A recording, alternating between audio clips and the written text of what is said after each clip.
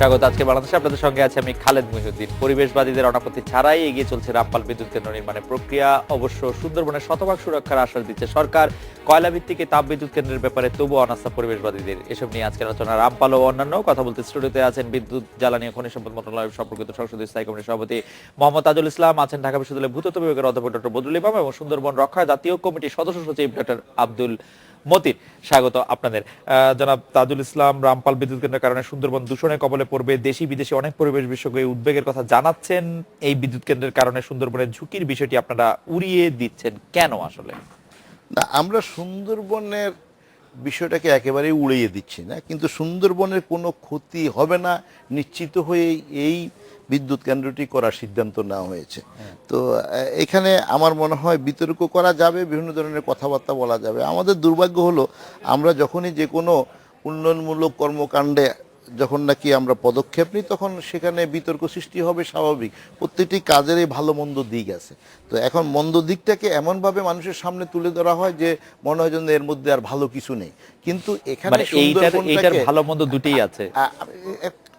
মন্দ দিক বলতে তো কোনো জিনিস থাকবে না। যেমন আমি মানুষ, আপনি যদি সুন্দরবনের কথা বলেন, এখন মানুষ, আমি ওই দিন বদরুল ইমাম সাহেব সহ আমরা আলোচনাতে এক জায়গায় বলতেছিলাম যে আমি যে অক্সিজেন গ্রহণ করি, আমি কার্বন ডাইঅক্সাইড ডিসচার্জ করি, তো কার্বন ডাইঅক্সাইড তো পরিবেশকে দূষণ করতেছে। তো তাইলে আপনি দূষণ থেকে মুক্ত হওয়ার জন্য আপনি তাইলে আপনার ব্রেথ নেওয়া এবং ফেলা বন্ধ করে দেন।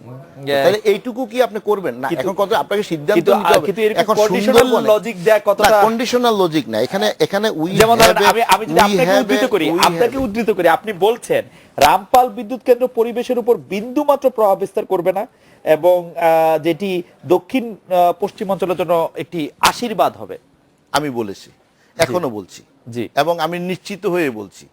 এখন এটা নিয়ে যদি আমি বদরুল ইমাম সাহেব এবং ওনারা বক্তব্য রাখার পরে যদি আপনি আমাকে স্পেসিফাইডলি বলেন তাহলে আমার মনে সুবিধা হবে। আমরা শুনি যে প্রফেসর বদরুল ইমাম আপনি একমত কিনা জনাব তাজুল ইসলাম এটি বলছেন যে এটি আসলে আশীর্বাদ হবে এবং পরিবেশের উপর বিন্দু মাত্র প্রভাব বিস্তার করবে না। তাজুল ইসলাম সাহেবের সাথে যদি একমত হতে পারতাম তাহলে আমি খুব খুশি হতাম, কারণ উনি আমার খুবই বন্ধু মানুষ। কিন্তু আমি সম্পূর্ণভাবে একমত নই, মানে কোনোভাবেই একমত নই। কোনোভাবে একমত। আমি মনে করি যে সুন্দরবনের উপর বিরাট ক্ষতিকারক প্রভাব পড়বে এই রামপাল বিদ্যুৎ কেন্দ্র। এটা কি আপনি কোনো গবেষণা ভিত্তিতে বলছেন স্যার? অবশ্যই এটা বিজ্ঞান ভিত্তিক তথ্য উপাত্ত বিশ্লেষণের মাধ্যমে আমাদের যে মানে বিশ্লেষণ করেছি আমরা, তাতে এটা আমরা স্পষ্ট করে বলতে পারি উপরে প্রভাব পড়বে, বড় রকমের প্রভাব। আপনি কয়লা বিদ্যুৎ কেন্দ্র করার জন্য বাংলাদেশের আর কোন জায়গায় কি সাজেস্ট করবেন? সুন্দরবনের বদলে যে মাপের কয়লা খনি সেখানে বিদ্যুৎ কেন্দ্র সেখানে হচ্ছে, যেখান থেকে আমরা আসলে বিদ্যুৎ পাবো 1320 মেগাওয়াটের মতো, সেটি বাংলাদেশে অন্য কোন জায়গায় আমরা করতে পারবো? হ্যাঁ, বাংলাদেশে অনেক জায়গাতেই এই 1320 মেগাওয়াটের কয়লা ভিত্তিক আমদানি ভিত্তিক কয়লা হচ্ছে। তো মহেশখালীতে একটা না, দুটো হচ্ছে 1320 অলরেডি হচ্ছে। মানে আপনি ধরেন রামপাল যদি আপনি সরিয়ে নেন, আমরা কোথায় করতে পারবো এরকম কোন? এখন এটা তো মানে ধরেন ডেফিনেটলি আরো অনেক জায়গা খুঁজে বার করা যাবে।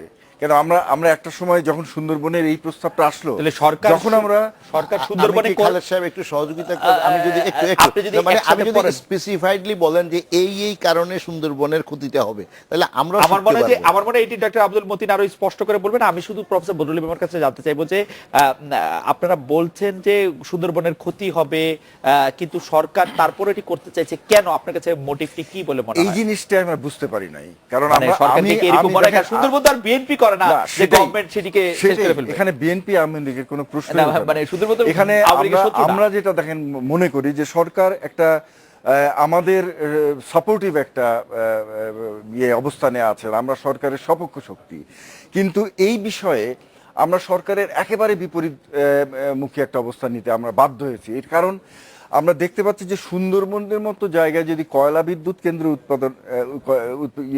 তৈরি করা হয়, সেটা আপনার বাংলাদেশের অন্য কোনো জায়গায় এই প্রভাব পড়বে না যেটা সুন্দরবনের উপর পড়বে।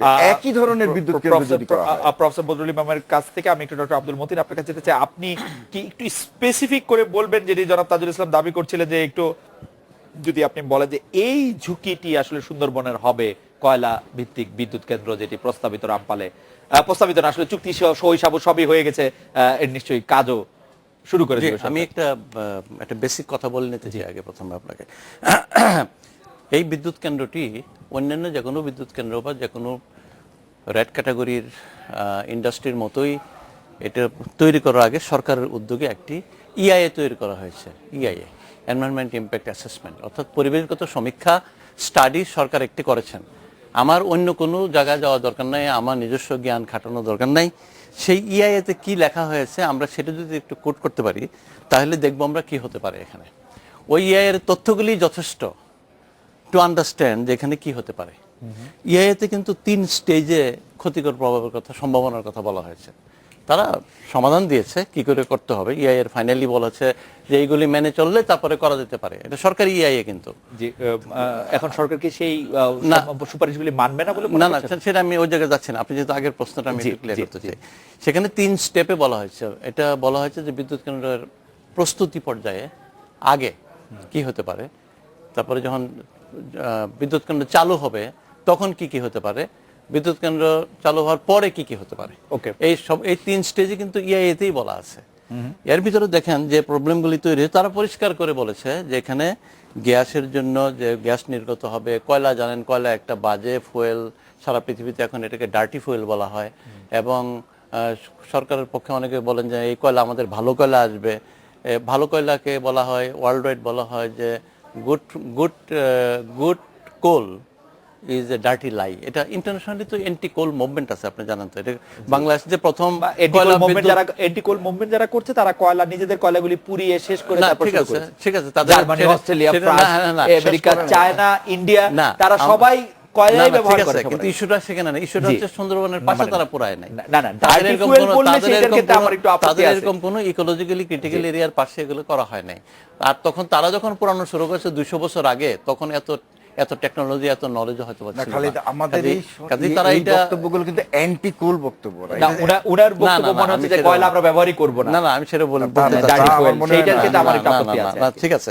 তো এখন এইটাতে সকল পর্যায়ে বলা হয়েছে পরিষ্কারভাবে যত রকমের দূষণ একটা ইন্ডাস্ট্রিতে হতে পারে এখানে সবগুলিতেই প্রচন্ড দূষণের সম্ভাবনা আছে। এবং এটা এই সরকারি প্রজেক্টের আমি এই জায়গায় একটু ইআইতে বলা হয়েছে। এইটা জনাব তাজুল ইসলামের কাছে আসতে চাই। এনভায়রনমেন্ট ইম্প্যাক্ট অ্যাসেসমেন্টে যেখানে দেখা যাচ্ছে সেটি 3টি স্তরে সুন্দরবনের ক্ষতি করবে, তারপরও আপনারা রামপাল নিয়ে এত কিভাবে বলছেন যে আসলে এটি কথাটা ভিন্ন হতে সম্পূর্ণ আমার মনে হয় উনি বলেন নাই, আর এতে করে আমরা একটা ভুল মেসেজ আমরা হয়তো দিয়ে ফেলতে পারি। তো আমি বিষয়টা হলো যে আসলে এরকম একটি স্থাপনা যখন প্রতিষ্ঠিত হবে এবং কয়লা যখন সেখানে বার্ন করা হবে, সেখানে নাইট্রোজেন, সালফার, কার্বন ডাইঅক্সাইড এগুলো নির্গত হওয়ার সুযোগ আছে এবং হবে। কিন্তু হলে সেটাকে আবার কন্ট্রোল করার ব্যবস্থা আছে।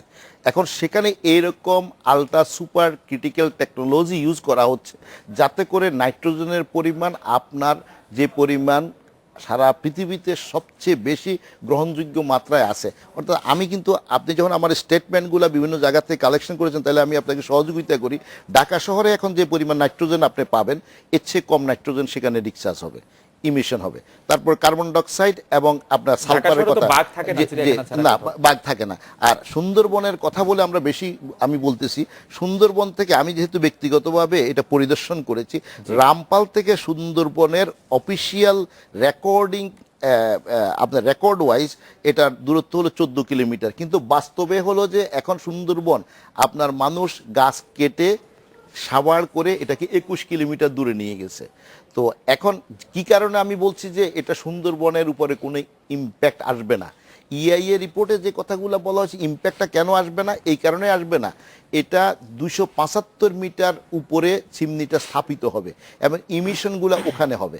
এখন যেগুলা হবে সেগুলা থেকে আপনার সুন্দরবনের থেকে রামপালটা এমন একটি ভৌগোলিক অবস্থায় অবস্থিত যে তাতে করে বছরের 9 মাসে বাতাস যাবে উত্তর দিকে এবং 3 মাস যাবে দক্ষিণ পূর্ব দিকে।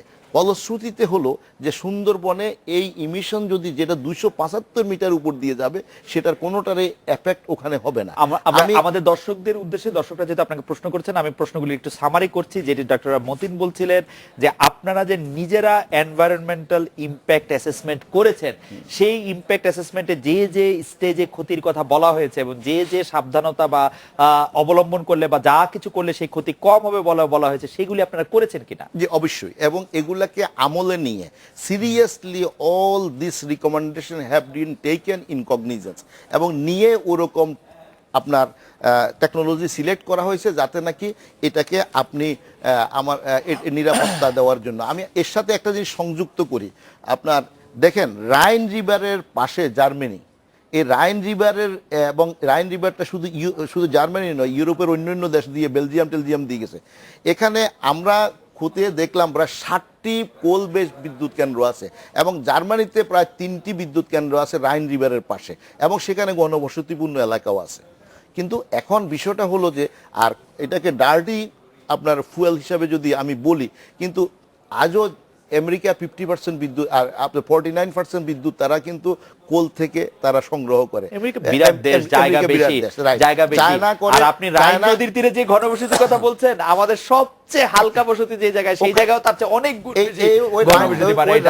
আমার আপেলের তুলনা হচ্ছে কিনা? রামপালের পাশে কোনো বসতি নাই।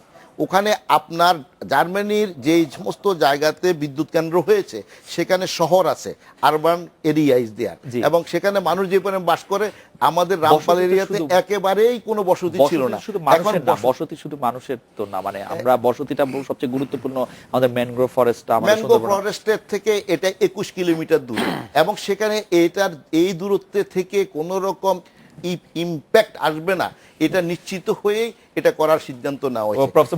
প্রফেসর বজলুল ইমাম, এই যে সুপার ক্রিটিক্যাল বা আলট্রা সুপার ক্রিটিক্যালের কথা বলা হচ্ছে, সেটা তো আসলে আমি খুব কনভিন্স না, কারণ আলট্রা সুপার ক্রিটিক্যাল করলেও এমিশন হবে। কিন্তু জনাব মোহাম্মদ তাজুল ইসলামকে যথেষ্টই কনভিন্স মনে হচ্ছে যে এনভায়রনমেন্টাল ইমপ্যাক্ট অ্যাসেসমেন্টে যা যা কিছু বলা হয়েছে সবগুলি জিনিসই করা হয়েছে। আচ্ছা, আমি একটা কথা আগে বলে নিই, আমি আপনার এই প্রশ্নের উত্তর দেবো। সেটা হচ্ছে যে সবসময় বলা হয় যে এইখানে রামপালে সবচেয়ে উন্নততম প্রযুক্তি ব্যবহার করা হবে, যেটা ultra critical, ultra super critical. বস্তুতপক্ষে এটা আলট্রা সুপার ক্রিটিক্যাল না, এটা সুপার ক্রিটিক্যাল টেকনোলজি ইউজ করা হবে। এটা কেন বলা হয় আমি জানি না। আপনি যে কোনো ডকুমেন্ট দেখেন সেখানে কিন্তু লেখা আছে যে এটা সুপার ক্রিটিক্যাল। দেখেন কতগুলো সুপার ক্রিটিক্যাল আর আলট্রা সুপার ক্রিটিক্যালের মধ্যে যে পার্থক্যটা, সেটা কিন্তু আসলে খুবই সামান্য। আমি বলছি দেখেন কত 4টা ধাপে, কেন এটা ওনারা আলট্রা সুপার ক্রিটিক্যাল বলেন? আর খালেদের ব্যাপার আছে। একটা হচ্ছে সাব ক্রিটিক্যাল, আপনি দেখেন এখানে সাব ক্রিটিক্যাল, তারপরে সুপার ক্রিটিক্যাল, তারপরে আলট্রা সুপার ক্রিটিক্যাল, এবং তারপরে অ্যাডভান্স আলট্রা সুপার ক্রিটিক্যাল। এইগুলোর ডিফারেন্স হচ্ছে কি, যে এইগুলোর এফিসিয়েন্সি আস্তে আস্তে বাড়তে থাকে। অর্থাৎ আপনি কম কোল দিয়ে, স্যার আপনি একটু দর্শকদের বলেন যে আলট্রা সুপার ক্রিটিক্যালের এফিসিয়েন্সি 45%, সুপার ক্রিটিক্যালের কত পার্সেন্ট স্যার এফিসিয়েন্সি? 40%। 40 কি স্যার? 40 একটু বেশি বলছে ওরা। 40 সুপার ক্রিটিক্যাল 40। ওকে, কিন্তু আপনার 5%ও যদি বেশি হয়, 5% অনেকখানি তাহলে বেশি। এখানে ম্যাটারটা কোথায় আপনার আমি বলি, সেটা হচ্ছে যে আপনি কম কয়লা পোড়ায় বিদ্যুৎ উৎপাদন করতে পারছেন একই পরিমাণ। যদি আপনি আলট্রা সুপারে যান তাহলে আরো কম করবেন, আর যদি আপনি অ্যাডভান্স আলট্রা সুপার তাহলে আরো কম করবেন। এখন যদি আপনি অ্যাডভান্স আলট্রা সুপারে যান তাহলেই তো আপনি বলতে পারবেন যে আমি সর্বাধুনিক প্রযুক্তি ব্যবহার করছি, কিন্তু আপনি তো অ্যাডভান্স আলট্রা সুপারে যান নাই।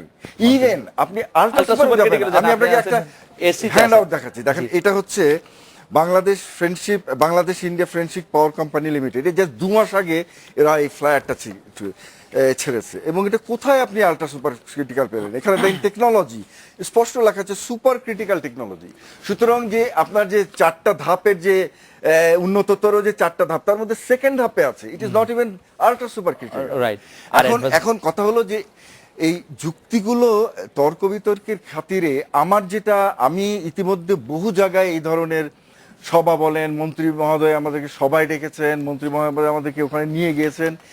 এতে করে আমার একটা জিনিস আমার মনে যেটা হয়েছে সেটা হচ্ছে যে এইটা কিন্তু বস্তুনিষ্ঠভাবে খুব কম লোকই, সরকারের মধ্যেই খুব কম লোক এটা নিয়ে চর্চা করে, এটা যে তারা যেটা বলছেন তারা সেটা ওইভাবে বলছেন, তাদেরকে বলতে হবে বলে তারা বলছেন। আমার মনে হয় যে ডক্টর মতিনকে আমরা একটু শুনবো। আমাদের একটা বিরতি নিতে হচ্ছে ডক্টর আব্দুল মতিন।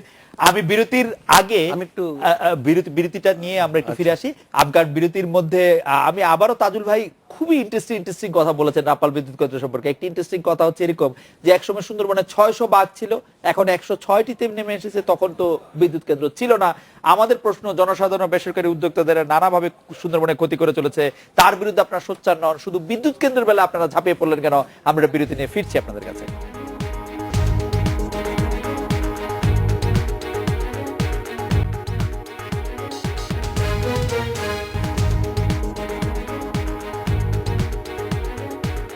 ফিরে এলাম আজকের বাংলাদেশে। ডক্টর মতিন, আমরা জানতে চাইছিলাম যেটি তাজুল ভাইয়ের একটি বক্তব্য উদ্ধৃত করছিলাম যে 600 বাঘ ছিল, এখন 106টিতে নেমে আসছে। সুন্দরবনের অন্য কোনো যে ক্ষতি সেইটার বিরুদ্ধে আপনারা সোচ্চার নন, কেবল রামপালের ব্যাপারে এত সোচ্চার কেন? আর তাজুল ভাই বলছেন যে আসলে তেমন কোনো ক্ষতি আচ্ছা, হবে না। আমি একটু কোনো ক্ষতি হবে না। আমি দ্রুত আপনার 3টা কথা জবাব দেবো ওখানে, তাজুল ভাইটা লাস্টে দেবো। ইতিমধ্যে আলোচনা হয়ে গেছে, ওখানে আমি একটা করে পয়েন্ট ক্লিয়ার করতে চাই কি কারণে আমরা এটা নিয়ে হইচই করছি। আলট্রা সুপার টেকনিক্যালও যদি হয়, কিন্তু আছে কিন্তু সুপার টেকনিক্যাল, সুপার ক্রিটিক্যাল, এটার ফলে ওই আমি আবার সরকারি ডকুমেন্টে ফেরত যেতে চাই, আমি আমার কোনো নিজের কথা এনে বলবো না। সেখানে পরিষ্কার বলা আছে 10 to 12% গ্যাস উৎপাদন কম হবে।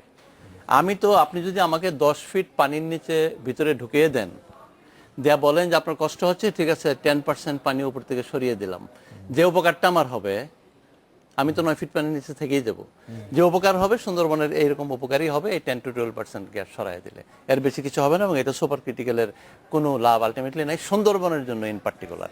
আপনি অন্য বনের সাথে বারবার একটা জিনিস খেয়াল করতে হবে, দিস ইজ সুন্দরবন, যেটা একটু আগে আমরা যখন কথা বলতেছিলাম বিরতির মধ্যে আপনি বলেছিলেন এটা স্পেশাল ফরেস্ট, এটা ইন্টিগ্রেটেড ইন্টারকানেক্টেড সিস্টেম, বায়োডাইভার্সিটি সেখানে আছে। ওইটার জন্য এই 10 to 12% রক্ষা করে কোনো লাভ নেই, আমরা এখানে 0% চাই, কাজে আমার 90% অ্যাকসেপ্ট করার কোনো কারণ নাই। আর দূরত্বের ব্যাপারে একটা এখানে অলরেডি তাজুল ভাইয়ের কথা বলেছেন, এটা একটু কথা না বললেই নয়। সেই ডকুমেন্টে আছে, আবার সেই সরকারি ডকুমেন্টে আছে যে সুন্দরবনের কোর ফরেস্ট, তার বাইরে আছে একটা buffer zone. Buffer zone 10 kilometre, buffer জোনের পরে 4 কিলোমিটার, তারপরে সুন্দরবনের রামপাল বিদ্যুৎ কেন্দ্র। তাহলে আপনি কি বাফার জোনকে সুন্দরবন ধরবেন না? এটা কিন্তু ECA, ecologically critical area is this buffer zone. তো এটা আপনি একদিকে এটাকে ইকোলজিক্যালি ক্রিটিক্যাল এরিয়া ডিক্লেয়ার করেছেন, ইট ইজ ইসিএ, এবং এটা আপনি বলেছেন যে এই 10 কিলোমিটার বাফার জোন, তারপরে 4 কিলোমিটার পরেই রামপাল বিদ্যুৎ কেন্দ্র। বেসিক্যালি সুন্দরবন থেকে তো মাত্র 4 কিলোমিটার দূরে এই রামপাল বিদ্যুৎ কেন্দ্র। আজকে আবার তাজুল ভাই আরেকটু সরিয়ে দিয়েছেন এটাকে, খেয়াল করেছেন কিনা? এটা সরানোর কোনো কারণ নাই, সরকারের কোনো ডকুমেন্ট এটা নাই, তাজুল ভাই দিলে দিতে পারেন। এখন আমি ওই পয়েন্টে আছি, এই কথাটি একদম সঠিক নয় যে আমরা সুন্দরবন নিয়ে কাজ করছি না। বাপা সুন্দরবন নিয়ে কাজ করতেছে 1998 সন থেকে, যখন বাপা তৈরি হয় নাই। 2000 সনে আমরা তৈরি হয়েছি। সুন্দরবন এবং বুড়িগঙ্গা এই দুটির অভিজ্ঞতার ভিত্তিতে জনমতের যে তখন দেখা গেল উৎসাহ, তারপরে বাপা তৈরি হয় এই দুটি জিনিস দেখে। এটি আমাদের বর্তমান অর্থমন্ত্রী আব্দুল মুহিত সাহেবের নেতৃত্বে বাপা গঠিত হয়। তো এখন এটি ঠিক নয়, কারণ আমাদের অনেক প্রোগ্রাম আছে যেগুলো আপনাদের চোখে পড়ে না। রাইট, আমরা এখানে আমার ডকুমেন্ট আমি জানি, এই প্রশ্ন উঠবে আমি নিয়ে এসেছি, আমি তাজুল ভাইকে দিব ওইগুলি। আমরা কতগুলি প্রোগ্রাম করেছি, কি কি বিষয়ে সুন্দরবন কনফারেন্স করেছি, 2বার খুলনায় কনফারেন্স করেছি, প্রায়ই অনুষ্ঠান করা হয় সুন্দরবনের দখল, সুন্দরবনের ভিতরে সরকারি লোকদের জমি কেনা, এখানে আপনি সাইলো গুদাম করেছে সরকার, এখানে তেল জাহাজ ডুবতেছে, সরকার কোনো অ্যাকশন নিচ্ছে না, হোয়াট নট, সমস্ত বিষয়ে আমাদের সুন্দরবন রক্ষার জন্য চেষ্টা আছে। এবং মংলার কাছে বিমানবন্দর হবে আমরা শুনেছি, এটার প্রতিবাদ করেছি আমরা। ওখানে ইউনিভার্সিটি করার জন্য জমি নিয়েছেন আপনারা, সেই জমি মানুষকে ফেরত দেন নাই, এটা দখলদাররা দখল করে নিয়েছে। এই সমস্ত বিষয় নিয়ে আমাদের প্রোগ্রাম আছে। কাজে সুন্দরবনের প্রশ্নে কোনো কিছুই ছাড় দেওয়া হয় নাই কোনো আন্দোলনের পক্ষ থেকে। তবে এটি যেহেতু একটা বড় ইস্যু এবং সুন্দরবনকে সরাসরি বার্ন করবে গ্র্যাজুয়ালি, কাজে এটা নিয়ে আন্দোলনটা স্বাভাবিকভাবে বেশি, এবং সরকার যেহেতু একদম এটা শুনতে চাচ্ছেন না সেজন্যই বেশি। এবং আমি বরং একটা কথা বলি, আমাদের পক্ষ থেকে আমি একটা অভিযোগ জানায় রাখি, আজকে সরকার, এই সরকার না শুধু, সরকারের পক্ষ থেকে সুন্দরবনকে অ্যাকচুয়ালি অবহেলা করা হচ্ছে। সুন্দরবনের গুরুত্ব সরকার ইচ্ছা করেই না বোঝার চেষ্টা করছে, সেটার উদ্দেশ্য কি আমি জানি না, তাদের যদি উত্তর দিতে পারেন। কারণ বহু আগে থেকেই এই সুন্দরবনের প্রতি অবহেলা হচ্ছে। আপনি বলেন আজকে সুন্দর বাফার ফরেস্টে গাছ কেটে দেওয়া হচ্ছে, যেটা তাজুল ভাই দাবি করছেন যে 600 বাঘ নাই, 106টা বাঘ আছে। তো এটা সরকারের ব্যর্থতার জন্য তো 106টা বাঘ। কাজে সরকার তো অনেক আগে থেকে এটাকে অবহেলা করে আসছে, নাহলে 600 বাঘ কেন 104টা বাঘে নেমে আসবে? জনাব তাজুল ইসলাম, অনেকগুলি প্রসঙ্গ। জি, আমি এখানে বাঘের কথা প্রথম বলবো কিনা? জি জি, আপনি বলতে পারেন। বাঘের 600 ভাগের একটা তথ্য আমার কাছে উপস্থাপন হয়েছিল, একসময় 600 ভাগ ছিল। তো তখন স্বাভাবিকভাবে এই প্রশ্নটা আমাদের কাছে আসবেই যে 600 ভাগ থেকে এটা 106তে কেন আসলো। তাইলে তখন তো আর বিদ্যুৎ কেন্দ্র ছিল না। যদি বিদ্যুৎ কেন্দ্রের কারণে যদি বাঘের এইরকম রিডাকশন হয়, তো এখানে বিষয়টা হলো যে বাঘের বিষয়টা আমরা এবং ম্যানগ্রেভের আপনার ক্ষতির বিষয়টা, দুটা বিষয় এখানে একসাথে যদি আমি বলি, বিষয়টা হলো যে আসলে ক্ষুধার্ত মানুষ বগ্র সমতুল্য একটা কথা আমাদের গ্রামে প্রচলিত আছে। তো মানুষ খিদার যন্ত্রণায় জীবন জীবিকা নির্বাহের জন্য সুন্দরবনের উপরে ইন্টারফেয়ার করে এবং সেখানে বাঘের মুখ থেকে তারা খাদ্য সংগ্রহ করে, গাছ কাটে, এবং যে কারণে অফিসিয়ালি 14 কিলোমিটার থাকলেও এটা 21 কিলোমিটার দূরেই আছে বলে এটা আমার কাছে ওখানকার যারা ফরেস্টের সাথে জড়িত তারা সবাই আমাকে তথ্যটা দিয়েছে। আচ্ছা, এটা নিয়ে আমি কোনো ডিবেটে যেতে চাই না, আমি 14 কিলোমিটার দূরে অফিসিয়াল রেকর্ড অনুযায়ী কথা বলতে চাই। তো সেখানে এখানে বাপার জোনটা, অর্থাৎ বাপার জোন নিয়ে আসলে বাপার জোন বলতে কি বোঝায়? বাপার জোন হলো যে এক্সটার্নাল আপনার কোনো পলিউশনের ধাক্কা সহার জন্য যে এরিয়াটা রাখা দরকার, অর্থাৎ ক্ষতি হবে না। 10 কিলোমিটার দূরে যদি হয় তাহলে কোনো ক্ষতি হবে না বলে যে এলাকাটাকে চিহ্নিত করা হয়েছে, এটাই হলো যে বাপার জোন। অর্থাৎ 10 কিলোমিটার হলো যে অফিসিয়ালি ইন্টারন্যাশনালি রিকগনাইজড এরিয়া, যে 10 কিলোমিটারের বাইরে আপনি যে কোনো স্থাপনা তৈরি করতে পারেন। কিন্তু সেই বাফার জোনটাও কি ইকোলজিক্যালি ক্রিটিক্যাল এরিয়া কি হিসাবে আপনারা ঘোষণা করেছেন কিনা? ইকোলজিক্যালি ক্রিটিক্যাল এরিয়া হিসাবে বিবেচনা যদি করেন আপনি, এবং এটা তো ইন্টারন্যাশনালি রিকগনাইজড, তো অতএব তার বাইরে আর 14 কিলোমিটার উনি নিজে বলে 4 কিলোমিটার। তো আপনি বলছেন যে আপনি 10 কিলোমিটার দূরে যেতে পারবেন না, এর বাইরে এখানে যদি আসেন তাহলে ক্ষতি হবে। আপনিই বললেন, অর্থাৎ ইন্টারন্যাশনালি বলা হয়েছে যে এখানে এই সুন্দরবনের জন্য রক্ষা এরিয়া হলো যে 10 কিলোমিটার দূরে কোনো স্থাপনা করা। তো সেখানে আমরা 14 কিলোমিটার যদি করি তাহলে তো স্বাভাবিকভাবে ওইটাকে মানা হচ্ছে, অর্থাৎ ওই এরিয়াটা কোনো আপনার মনগ্রেভ এরিয়া নয়। এখানে হলো কি, এখানে হলো যে এই এক্সটার্নাল পলিউশনের কোনো রকম স্ট্রেস নাকি মানে যে এরিয়াটাতে হতে পারে, অর্থাৎ এরিয়াটা থাকলে আর কোনো অসুবিধা হবে না। এটাই হলো যে আমাদের অ্যাকচুয়ালি ডিবেট না, এখানে আমার মনে হয় এটাই বাস্তবিকভাবে সত্য বলে বিবেচিত হবে। তো এখন আমার মনে হয় এখানে আমরা কেন এই কথাগুলো বলছি আমার এখনো মাথাতে আসতেছে না। এখন সুন্দরবনে 20,000 লোক, একটা পরিসংখ্যানে দেখা গেছে যে প্রতিদিন তারা গাছ কাটার জন্য, মধু সংগ্রহ করার জন্য যান। এরা বাঘ দ্বারা আক্রান্ত হন এবং গাছ কাটেন, এবং ভাগও তারা জবাই করে নিয়ে আসেন। তো এখন এই বাঘ এবং গাছ কাটা যদি বন্ধ হয়, কিভাবে বন্ধ হবে? এখানে যখন বিদ্যুৎ কেন্দ্র হবে তখন বিদ্যুৎ কেন্দ্রের কিছু এমপ্লয়মেন্টের সৃষ্টি হবে, এবং এটাকে রিলেট করে অনেকগুলি অর্গানাইজেশন গড়ে উঠবে, এবং সেখানে আরো প্রচুর খুলনা এলাকাতে আমরা যে সমস্ত আমরা আজকে এই কথাটাকে একটু টানতে চাই। আপনাকে আমি দেবো, আমি জানি যে আপনি এখানে সুযোগ নেবেন, আবার সুযোগ দিতেও চাচ্ছি যে সেখানে সুন্দরবন আমাদের খুলনা এরিয়া যে দক্ষিণ অঞ্চলে কর্মসংস্থান এবং সেই অর্থে আপনি আশীর্বাদের কথা বলেছেন, আমি মনে করি সেখানে উনি যেটা বলছেন সেটা সত্যই একেবারে ঠিক কথা, যে সুন্দরবনের এই বিদ্যুৎ কেন্দ্র স্থাপনের পরবর্তী পর্যায়ে আমরা যেটা দেখব সেটা হচ্ছে আরো ইন্ডাস্ট্রি গ্রো করবে, এখানে কিছু লোকের কর্মসংস্থান হবে। কিন্তু তার মানে কি, আপনি একটা রামপাল তৈরি করে যে ইন্ডাস্ট্রিয়াল পলিউশনটা করবেন, এরপরে পার্শ্ববর্তী এলাকায় যে ইন্ডাস্ট্রিটা গড়ে উঠতে থাকবে, তাতে তো পলিউশন আরো অনেক বহুগুণে বেড়ে যাবে। এবং আমি আপনার সাথে যোগ করে দিই, সুবিধা হবে। আপনি তো বাপার এরিয়াতে করছেন না, আপনি বাপার এরিয়ার বাইরে করছেন। তো তাইলে আপনি তো সিদ্ধান্ত নিলেন যে এই এলাকার ভিতরে করতে পারবেন না। আমি I am very much concern about the Sundarban, এবং আমিও এদেশের মানুষ, এবং আমি বিশ্বাস করি, কেউ বিশ্বাস করুক আর না করুক, আমি বিশ্বাস করি আমাকে যে আমি একজন দেশের, যেমন আমি কোনো কিছু দ্বারা বায়াসড হয়ে আমি কথা বলি না, এবং ব্যক্তিগতভাবে আমার নিজের আমিও মনে করি, আপনি তো বটেই, আপনি নিজে ক্লেম করছেন, আমি মনে করি আমাদের প্রধানমন্ত্রী শেখ হাসিনা উনি ডেফিনেটলি চান না বাংলাদেশের কোনো ক্ষতি হোক, সুন্দরবনের ক্ষতি হোক। প্রবলেমটা কোথায় জানেন? প্রবলেমটা হচ্ছে যে she is not well aware of the situation. ওনাকে অ্যাপ্রোচ করতে পারি না আমরা। এখানে বাংলাদেশের যে বিজ্ঞানীরা, বাইরের পৃথিবীর যে বিজ্ঞানীরা, যে প্রতিষ্ঠানগুলো, আন্তর্জাতিক প্রতিষ্ঠানগুলো একস্বরে বলে যাচ্ছে, এটা শুধু তো আমরা বলছি না, আপনি ইউনেস্কো বলেন, ইউনেস্কো হেরিটেজ আপনার কমিটি তারা বলছে, তারা রিপোর্ট দেয় না, কিন্তু তারা বাংলাদেশের সরকারের কাছে ব্যাপারটা যেটা আমরা কিন্তু ইউনেস্কোকে মানে আহ্বান জানানো হয়েছে তারা যেন এটা আটকায়। কিন্তু তা কেন আহ্বান জানানো? তারা একটা কনসার্ন লেটার পাঠিয়েছিল, কনসার্ন প্রকাশ করেছে, এবং সিমিলারলি রামসার সেক্রেটারিয়েট তারাও কনসার্ন। আপনি দেখেন যে নরওয়েজিয়ান ফান্ডটা কেন উইথড্র করলো ওরা? জাস্ট বিকজ তারা ক্যাটাগরিক্যালি বলেছে যে এই ধরনের প্রজেক্ট এনভায়রনমেন্টের জন্য ক্ষতিকর, এটা আমরা ফান্ডিং দেবো না।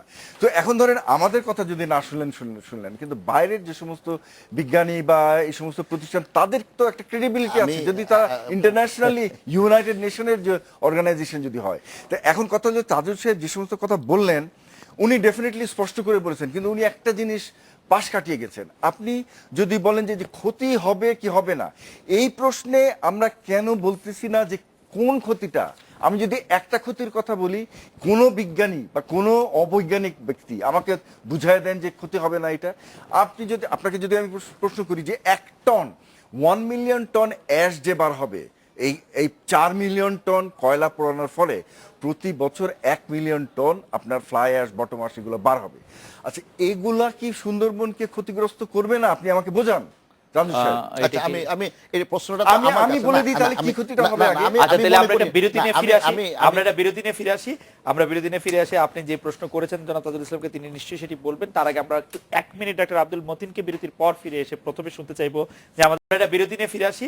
আমরা বিরতি নিয়ে ফিরে আসি। আপনি যে প্রশ্ন করেছেন জনাব তাজুল ইসলামকে, তিনি নিশ্চয়ই সেটি বলবেন। তার আগে আমরা একটু 1 মিনিট ডক্টর আব্দুল মতিনকে বিরতির পর ফিরে এসে প্রথমে শুনতে চাইবো যে আমাদের কয়লা নীতি কি হওয়া উচিত। কারণ নিজেদের কয়লা উত্তোলন করতে গেলে আমরা দেখি যে বাধা আসছে, আবার আমদানি নির্ভর কয়লা বিদ্যুৎ কেন্দ্র করতে গেলেও আপনারা আন্দোলন নামেন। সরকার আসলে কোন দিকে যাবে? আমি একটু আপনাদের মনে করে দিতে চাই, আমাদের যে বিদ্যুতের চাহিদা আছে তা 24,000 মেগাওয়াটে গিয়ে ঠেকবে 2021 সালে, যেটি স্যার ভালো করেই জানেন। যার 50% কয়লা নির্ভর হওয়ার কথা, এই কয়লা আমরা কোথায় পাবো? আমরা একটা বিরতি নিয়ে ফিরছি আপনাদের কাছে।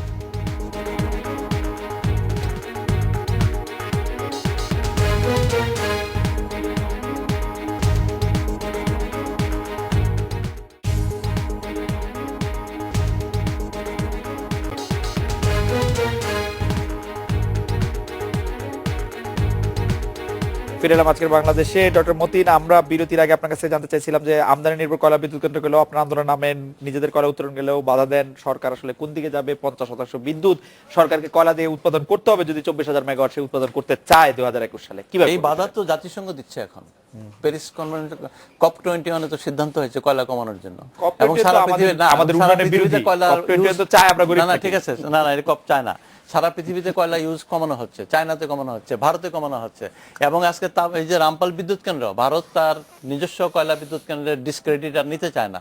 এটার ওয়াশিংটন, নিউ ইয়র্ক টাইমসের একটা খবর যে 6টা বিদ্যুৎ কেন্দ্র তারা বাইরে করছে। একটা শ্রীলঙ্কাতে দেওয়া হয়েছিল, শ্রীলঙ্কাটা রিসেন্টলি নিগেট করে দিয়েছে যে আমরা এটা পারবো না। কাজে এটা ওনারা বিদ্যুৎ কেন্দ্র এক্সপোর্ট করছেন এখন। কারণটা হলো তাদের ওই কয়লা ইউজ কমাইতে হবে, এটা তাদের উপর একটা বার্ডেন আছে এখন জাতিসংঘের পক্ষ থেকে। কয়লা নীতি নিয়ে আপনি যারা বলেছেন, কয়লা নীতি নিয়ে আমরা একটা কম্প্রিহেন্সিভ কোল পলিসি আমরা সরকারের কাছে জমা দিয়েছি। এটা একটা বিশাল আলোচনার বিষয়, আসলে এটা এখানে বোধহয় আলোচনা করা যাবে না। কিন্তু সবকিছু শেষে যেটা মূল কথা, যেটা সারা পৃথিবী যেখানে যাচ্ছে আমরা ওই কাছেও যাচ্ছি না আসলে। বা নানানভাবে বলা হচ্ছে সোলার খুবই কস্টলি। এখন সোলার ভারতে কয়লার চেয়ে অনেক চিপার। আপনি বিশেষজ্ঞ আছেন, সোলার করার জন্য ভারতে চিপ হওয়ার কারণ হচ্ছে ভারতে বিস্তর জায়গা আছে। আমাদের এখানে বিস্তর জায়গা নাই। না, ঠিক আছে, আমি সরকারের কাছে অনুরোধ জানাবো তারা আমাদেরকে বলুক, আমরা সরকারকে এই অল্টারনেটিভ সোর্স অফ ফুয়েলের যে ডকুমেন্টেশন আমরা দিব, এবং আপনার এই সোলারে আমি দেখাবো। ডকুমেন্টেশনের দরকার নেই, তাজুল ইসলাম সাহেব ব্যবসায়ী আছেন, আপনি তাকে এই ব্যবসায়িক বুদ্ধি দেন, উনি বড়লোক হয়ে যান। আমাদের ডকুমেন্ট আছে অলরেডি, মানে উনি অলরেডি বড়লোক। আমাদের জ্বালানি নীতি ও কয়লা নীতির উপরে অলরেডি ডকুমেন্ট আছে। জি, উত্তর দিতে হবে। জি, আমি বলছি যে এটা কিন্তু আমরা একটু পাশ কাটে গেছি, যে আমরা অ্যাকচুয়ালি কয়লা অ্যান্টি কোল মুভমেন্ট না, কিন্তু আমাদের এই যে মুভমেন্টটা, এটা হচ্ছে সুন্দরবনকে জাস্ট শুধু সুন্দরবন। কারণ অন্যান্য যে কয়লা বিদ্যুৎ ওগুলোর কোনো বিরোধিতা তো আমরা করছি না। ফুলবাড়ির বিরোধিতা করা হচ্ছে, মানে আলটিমেটলি সরকার একটু ইয়াতেই আছে। জনাব তাজুল ইসলাম, আপনি যদি এই প্রশ্নগুলো জবাব দেন। ছাইয়ের প্রশ্ন তুলেছিলেন, আমি ছাইয়েরটাতে আসতেছি। আপনার বিষয়টা হলো যে ভারত কত পার্সেন্ট আপনার সোলার বেস ইলেকট্রিসিটি জেনারেশন করে? It is less than 1%, less than 1%। এখনো ভারত তার 64% আপনার কোল বেস পাওয়ার প্ল্যান্ট, এবং সেটা কত লক্ষ লক্ষ মেগাওয়াট বিদ্যুৎ কেন্দ্রের বিদ্যুৎ উৎপাদন করে, তার মধ্যে 64%। আমেরিকা, মার্কিন যুক্তরাষ্ট্র 49% করে তাদের, এবং সেখানে কয়েক লক্ষ মেগাওয়াট তারা বিদ্যুৎ উৎপাদন করে। আমরা মাত্র 200 মেগাওয়াট বিদ্যুৎ উৎপাদন করি কয়লা দিয়ে। মানে আমরা এখন যেগুলা করতেছি টোটাল, যদি সবগুলাকে যদি আমরা সাকসেসফুলি যদি ইন অপারেশনে আসি, তাহলে আমাদের হবে 10,000 মেগাওয়াট।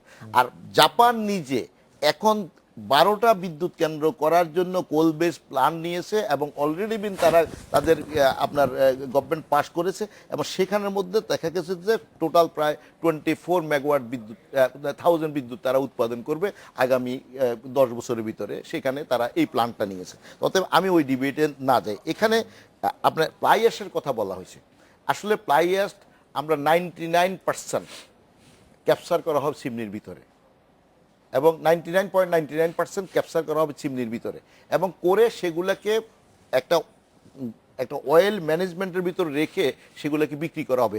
অলরেডি সেখানে আমি নিজে ব্যক্তিগতভাবে আলাপ করেছি যে ক্রেতা আছে, এবং যারা ক্রেতা তারা অলরেডি টেন্ডার দিয়ে তারা বলছে যে আমাদের যে পরিমাণ অ্যাশ উৎপাদন হবে তার চেয়ে বেশি তারা কনজিউম করে অলরেডি, এবং তারা জনাব তাজুল এর চেয়ে ইসলাম, বেশি আপনি কি consume বলতে করতে চাইছেন যে তাহলে সেই যে ফ্লাই অ্যাশ উৎপাদিত হবে তার কোনোটাই বাতাসের সংস্পর্শে একটা বারের জন্য আসবে না? না, একেবারে আসবে না তা না, মানে 99% আপনারা 99.99% না, চিমনিতে গেলেও কিন্তু বাতাসের সংস্পর্শে আসার কথা। বাতাসের যদি আসে সেটা হবে যে 275 মিটার উপরে, 275 মিটার অবশ্য এনভায়রনমেন্টের জন্য অনেক বিশাল কিছু অনেক না। বিশাল, অনেক বিশাল, অনেক Eventually বিশাল। তো এখন এটা পড়বে মাটিতে। না, হারিয়ে যাবে eventually না। যদি এত উপর থেকে যদি 275 মিটার এবং মধ্যাকর্ষণ কাজ করে এখন আসলে। আপনি মনে করেন যে এরকম ক্ষেত্রে, এবং সেটা সুন্দরবন এরিয়াকে কোনো এফেক্ট করবে না।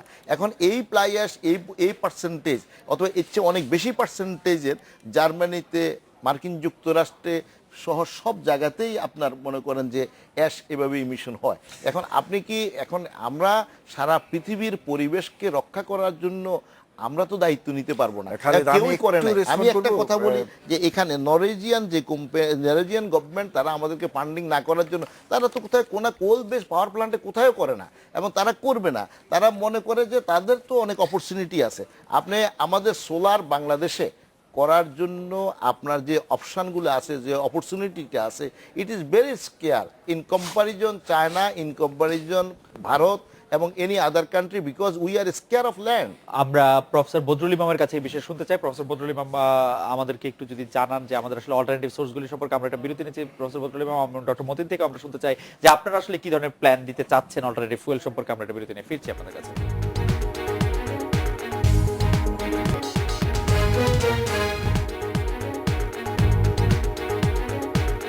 ফিরে এলাম আজকে বাংলাদেশে। প্রফেসর বদরুল ইমাম, আপনি যখন তাজুল ইসলাম কথা বলছিলেন আপনি বলছিলেন বেশ কয়েকটি বিষয় আপনার কিছু জি, observation। আমি এই ছায়ের বিষয়টা একটু ক্লিয়ার করে দিই, জাস্ট অতি অল্প সময়ে।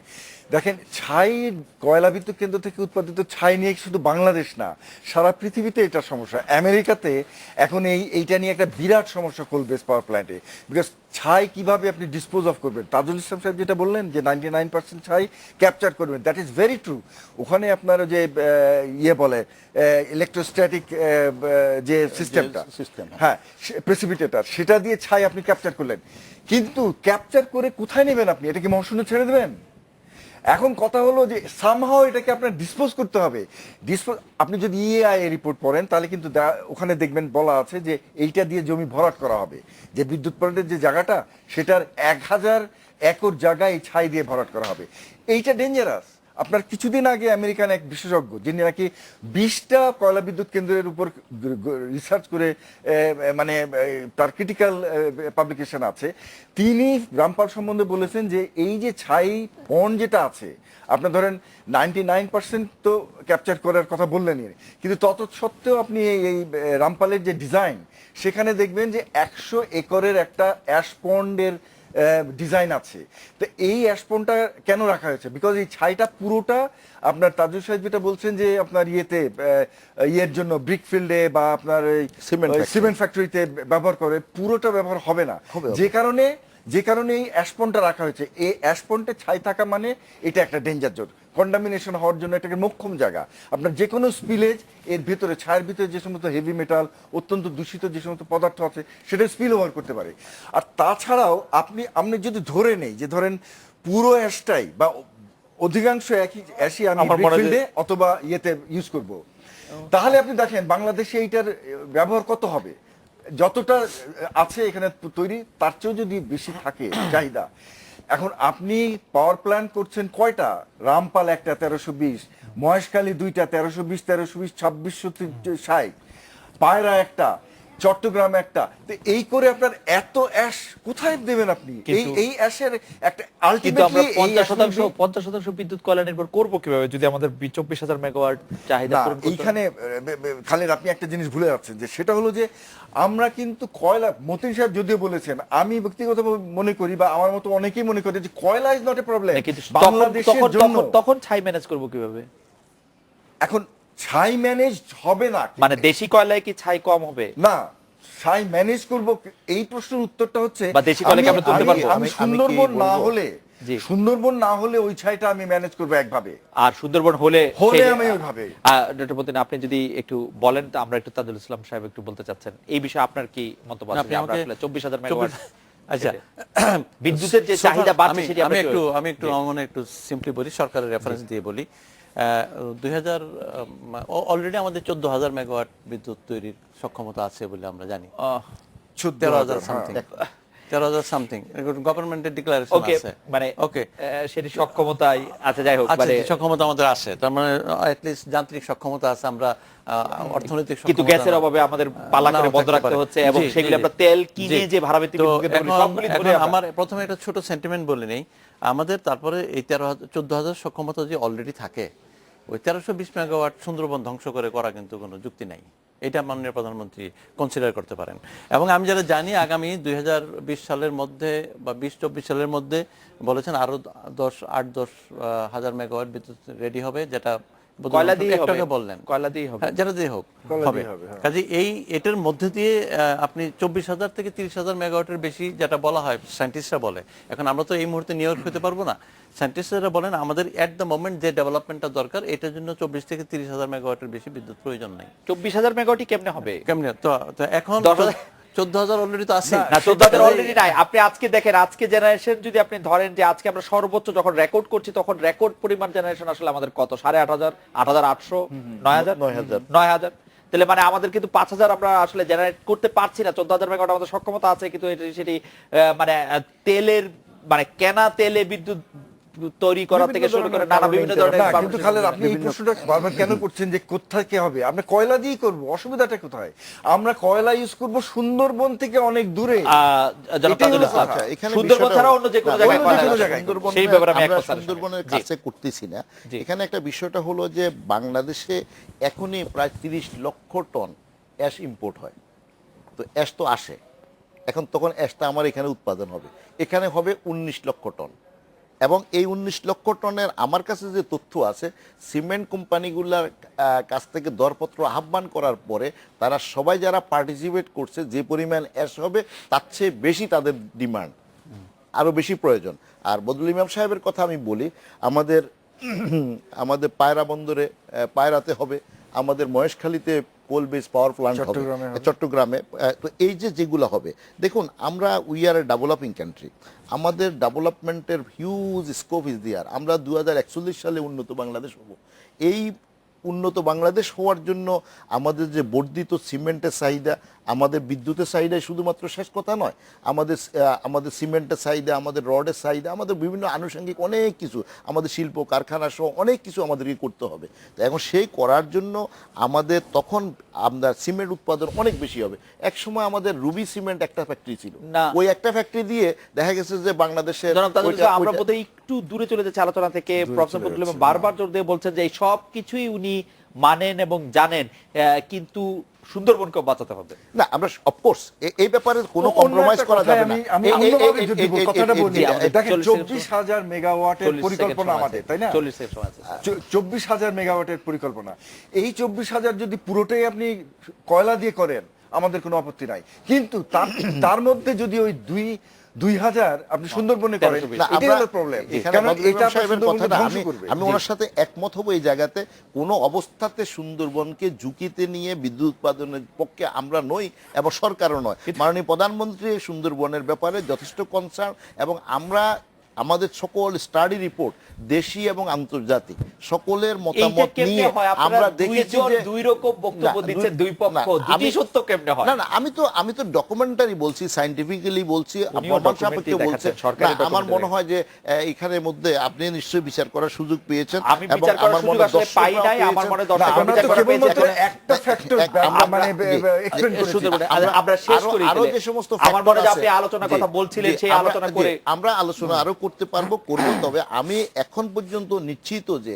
সুন্দরবনের কোনো ক্ষতি হবে না এই বিদ্যুৎ কেন্দ্র হলে, বরং মানুষ এবং ডক্টর আব্দুল মতিন, আপনাদের অনেক ধন্যবাদ দিয়েছিল। আজকে বাংলাদেশে দেখা হচ্ছে আগামীকাল এই সময়। শুভরাত্রি।